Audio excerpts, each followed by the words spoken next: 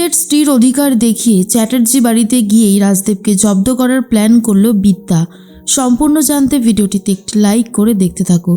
গল্পে শুরুতেই আমরা দেখতে পারি কাশ্যপবাবু প্রচণ্ড রেগে গেছে, বিদ্যাকে বাড়ি থেকে তাড়িয়ে দিতে চায় আর বলে এই মেয়েকে আমি কোনোভাবেই মেনে নিতে পারবো না, অনেক হয়েছে, এই মেয়ে যেন আমার চোখের সামনে না আসে। এর মধ্যেই দেখা যায় কি করবে কিছুই বুঝে উঠতে পারছে না বিদ্যা। তার মাঝখানেই কাকিমণি বলে, এটা তুমি কি করলে রাজরিত? তুমি শুধু বিদ্যাকে না আমাদের বাড়ির প্রত্যেককে অপমান করেছো, কিসের জন্য এই কাজটা তুমি করলে? তখনই রাজরিত বলে, আমি বারবার করে অনেক আগেই সবাইকে বলে দিয়েছিলাম যে আমি শুধুমাত্র একজনকেই ভালোবাসি, সেটা হলো প্রফেসর বিবি। কেউ আমার কোনো কথা শোনার চেষ্টাই করেনি, তাই আমি বাধ্য হয়েই এই কাজটা করেছি। আমার তো ফাগুনকে কোনোদিন পছন্দ ছিলই না, তো আমি কেন ফাগুনকে বিয়ে করতে যাব? যাকে পছন্দ করি না তার সাথে কোনোভাবেই থাকার প্রশ্ন আসে না। এর মধ্যেই বিদ্যা বুঝে উঠতে পারছিল না কি করবে, আর তখনই চলে গিয়েছিল তোরসার ঘরের সামনে।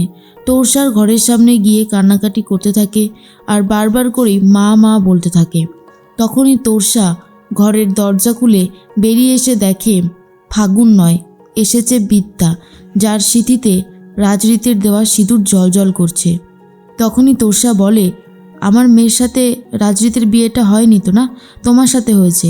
তার মানে তুমিই রীতের সাথে প্রেম করতে। বারবার তোমার যেই ফোনগুলো আসতো সেটা আসলে রাজরিত তোমাকে ফোন করতো। এখন আমার কাছে সবটা স্পষ্ট হয়ে গেছে। এরপরেই বিদ্যা বলে, বিশ্বাস করো মা, আমি এমনটা চাইনি। তোরসা জাস্ট কোনোভাবেই বিশ্বাস করতে চায় না বিদ্যার কথা। বিদ্যার হাত ধরে টানতে টানতে বিয়ের মণ্ডপে নিয়ে আসে আর বলে, এই মেয়ে যেন আর এই বাড়িতে না থাকে।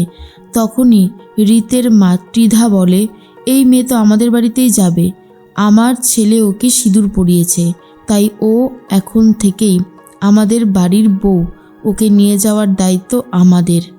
তখনই কাশ্যপবাবু প্রচণ্ড রেগে গিয়ে রাজদেব চ্যাটার্জিকে বলে, আমি আপনার সাথে এক্ষুনি সমস্ত ডিল ক্যান্সেল করে দিলাম।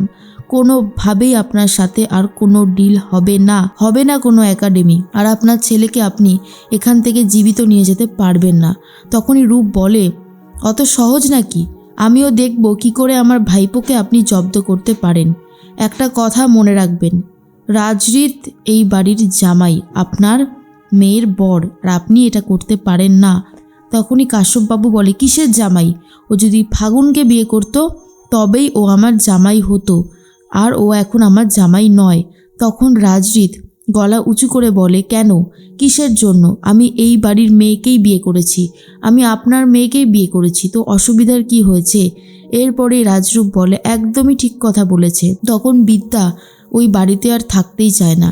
এরপরে ত্রিধা বলে, চলো মা, তুমি আমাদের বাড়িতে চলো। কিন্তু রাজদেব চ্যাটার্জি বলে, এই মেয়ে ওই বাড়িতে কিছুতেই যাবে না, ওকে আমি আমাদের বাড়ির বউ করে নিয়ে যাব না। তখনই ত্রিধা বলে, কি বলছোটা কি তুমি জানো না যে রাজরিত ওকে সিঁদুর পরিয়ে বিয়ে করেছে? আর এখন যদি আমরা ওকে আমাদের বাড়ির বউ না বলি তাহলে তো অন্যায় করা হবে। কিন্তু রাজদেব চ্যাটার্জি কিছুতেই এই অন্যায় করবে না বলে ঠিক করে যে বিদ্যাকে সে নিজের বাড়ির বউ করে নিয়ে যাবে না। অন্যদিকে দেখা যায় বিদ্যা দিয়াকে বলে তার ব্যাগটা নিয়ে আসার জন্য। বিদ্যা ঠিক করে চলে যাবে, থাকবে না। ত্রিধা বারবার করেই আটকাতে চায়, কিন্তু কোনোভাবেই আর বিদ্যাকে আটকাতে পারে না। এরপর নিজের পিজিতে ফিরে গিয়ে জলে বারবার করে নিজের স্মৃতির সিঁদুর মুছতে শুরু করে দেয় বিদ্যা, আর বলে, এমনটা তো আমি চাইনি, তাহলে এমনটা কেন হলো, কিসের জন্য হলো? অন্যদিকে শ্রাবণ বলে, ইচ্ছে করে প্রফেসর বিবি এই কাজটা করেছে, ওকে ছাড়াই উচিত হয়নি। তোমরা কেন ওকে ছেড়ে দিলে বলো তো? ওকে এখানে থেকে উচিত শিক্ষা দিতে হতো। এর মধ্যেই অনেকবার ধোয়ার চেষ্টা করে, কিন্তু কিছু সিঁদুর থেকেই যায়। তারপরে চলে এসেছে স্টুডেন্টরা আর বলে, ম্যাডাম আপনার কি বিয়ে হয়ে গেছে? তখনই বিদ্যা প্রচণ্ড রেগে গিয়ে বলে, এখানে তোমরা কি করতে এসেছো, কিসের জন্য? বেরিয়ে যাও। এখন কটা বাজে? রাতের বেলা একজন প্রফেসরের ঘরে তার পার্সোনাল লাইফ নিয়ে কথা বলতে এসেছো তোমরা? এই তোমাদের শিক্ষা? তখন স্টুডেন্টরা বলে, ম্যাডাম আপনি এত রেগে যাচ্ছেন কেন? আসলে মায়ের ওপরে আসলে যেটা হয়েছে সেটা খুব খারাপই হয়েছে, তাই আপনাকে জানাতে এসেছি। হসপিটালে রায়ার সাথে আবারও অন্যায় হয়েছে, ওকে আবারও টার্গেট করা হয়েছে, সেটা বলতেই আমি এসেছিলাম। তার জন্যই আপনি আমাদেরকে এত খারাপ কথা বললেন। এর মধ্যেই বড়বাবু চলে এসেছে থানা থেকে। বড়বাবুকে জিজ্ঞেস করে বিদ্যা, কী ব্যাপার বড়বাবু? ওর সমস্ত সিকিউরিটি তো আপনাদের হাতে ছিল, বারবার ওই মেয়েটা কেন এরকমভাবে আঘাত পাচ্ছে? বড়বাবু বলে, আমরা চেষ্টা করছি, কিন্তু অবস্থা এতটাই ক্রিটিক্যাল হয়ে গেছে, বাঁচবে কিনা বলা যাচ্ছে না।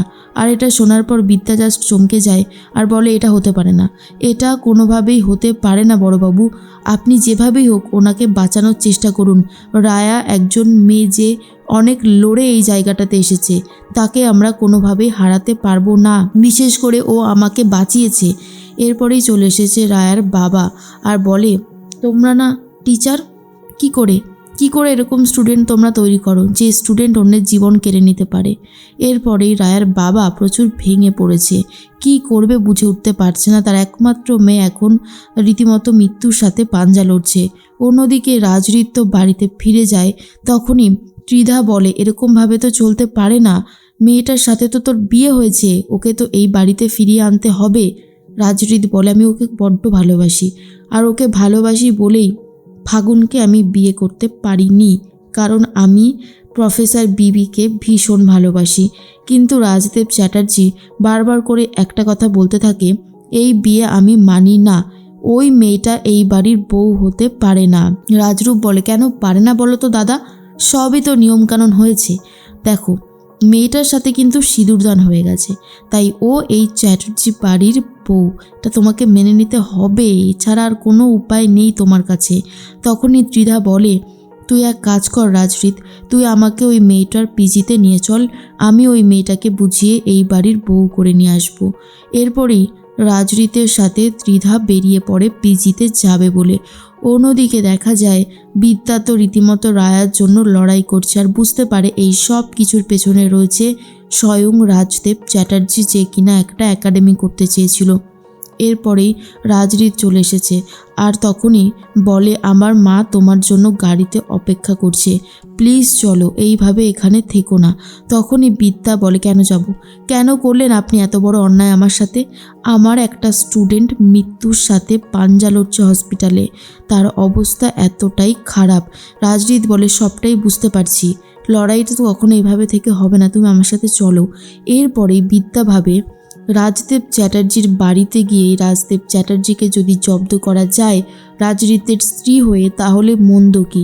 এরপর কিন্তু বিদ্যা সিদ্ধান্ত নিয়েই ফেলে চ্যাটার্জির বাড়িতে যাবে আর তারপরেই রাজদেব চ্যাটার্জিকে জব্দ করবে।